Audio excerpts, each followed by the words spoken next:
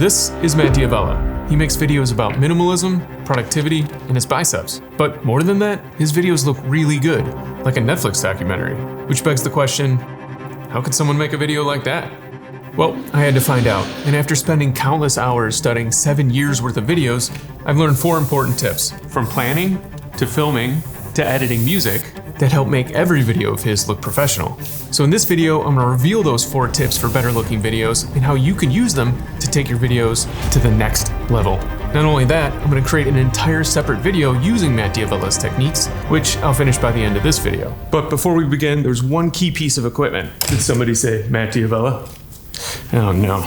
After the success of my last video, our last video, this time you don't have to beg me to help. I'll do it. I'll make the video. I wasn't going to ask. I accept. Now, in order to get the true essence of a Matt Diavella video, I must become him. Give me 30 days to grow a beard. No, I'm making the video right now. They're watching. All right, I'll be back. As I was saying, equipment. Despite being a minimalist, Matt seems to have a lot of equipment. But from what I could tell, the good news is he relies mostly on just these 3 things. A tripod, a mirrorless camera, and just one main light. Oop, sorry. Can I keep this? And with that light, one key material that takes you from looking hard to soft, like taking a cold shower. What? It's called diffusion, and you can achieve the look using anything that spreads light to make it softer. Matt's using a softbox, but if you don't have that, try using a shower curtain or his t-shirt. So let's start with the first tip, and it has everything to do with this treasure map. If you've ever tried to make a video, you know that in order to complete it, you first have to go through these 4 steps. Come up with an idea, write a script, film, and edit. And then all you have to do is follow that roadmap to get to your completed video. Easy, right? Yeah, I could do that. Oh great, you're back. You grew out that beard already, huh? Yeah, I just squeezed really hard and it popped right out. Give me the map. I can find the treasure. Well no, it's just a meta. Say no more. I accept. All right. Well, what if I told you that map is not exactly complete? In fact, there's actually a 5th step that many people overlook, and it belongs here. And if you ignore it when you start filming, your roadmap can instead look like this, causing you to waste time going back and forth, become frustrated, or even worse, get totally lost. The good news is, if you do this important step, it'll make your life easier and save you a bunch of time. And from what I can tell, Matt Diavella does this for many of his videos. It's called a shot list, and it's an organized checklist describing all the shots in your video. There are many ways to make one, and you can make it as simple or complicated as you'd like, but at its most basic, it often includes shot number, scene, camera angle, and a description of what you're shooting. It's a great way to stay organized and efficient, so you don't have to refilm or try to fix things in the edit. And when you finish a shot, just X it out, so you never forget one.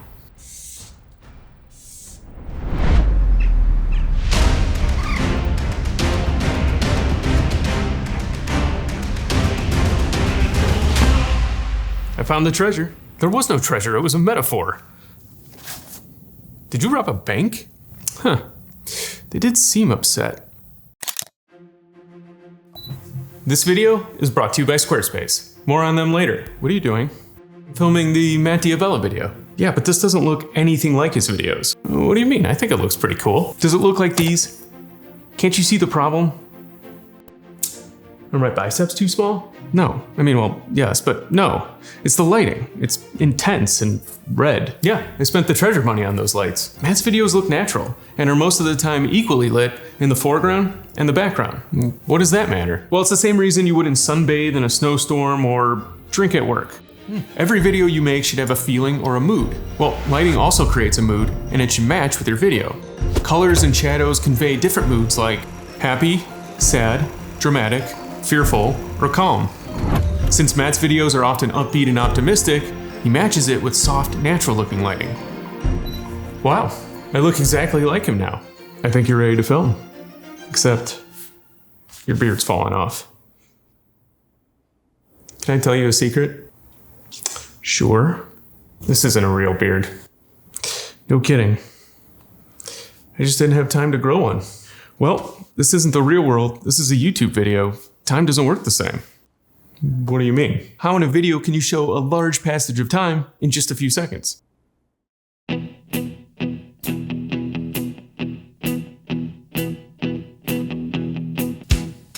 Yeah, okay, go. But I would walk 500 miles and I would walk 500 more to be the man who walks 1,000 miles to fall down at shoe's door.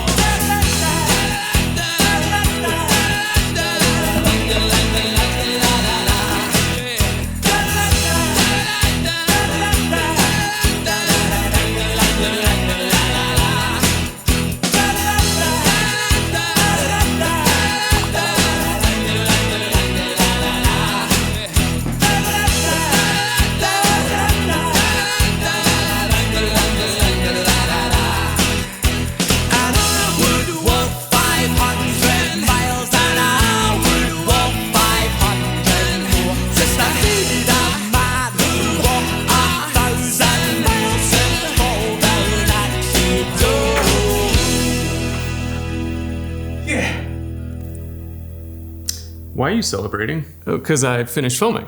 You didn't like it? I watched it. It's missing something. Here's a side-by-side of your B-roll next to Matt's.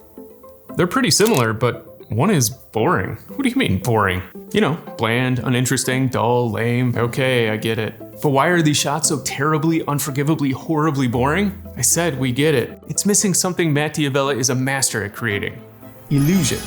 I don't get it. Ever wonder how some videos are able to pull you in because they feel so real, while others are boring? Video is a 2D image, but we live in this 3D world. I thought the Earth was flat. Hey. So how in a video can we create the illusion of a third dimension? Let's take another look at those clips. In this first shot in a tight space, you used a narrow aperture, which kept everything in focus and made the image mostly flat. Instead, try lowering the f-stop so that even in small spaces, you can create separation using focus. Just don't overdo it. In the second, you're both walking, but Matt centered his camera so the fences are creating these three-dimensional lines pointing towards him. So, adjust your framing. In this last one, you're both on the couch. But in Matt's, there's an object in the foreground and other stuff in the background. So to create depth, try to stack or layer your frame, keeping your subject in the middle. This doesn't mean you should never create a flat-looking image. In fact, adding the occasional one can enhance the three-dimensional feel of all the others. All right, let's move on to the final tip. Today, the internet has made editing a video easier than ever before, with seemingly endless websites dedicated to stock footage, sound effects, and music.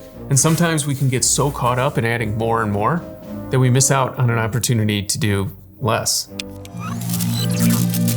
Can't you see you're adding way too much music? It's playing the whole time. Also, P. Diddy? It's not a great choice. Would you prefer R. Kelly? Definitely not. Just listen to this clip. I rarely hit the treadmill, I don't run, and my average steps per day for the past 3 years has been less than 4,000.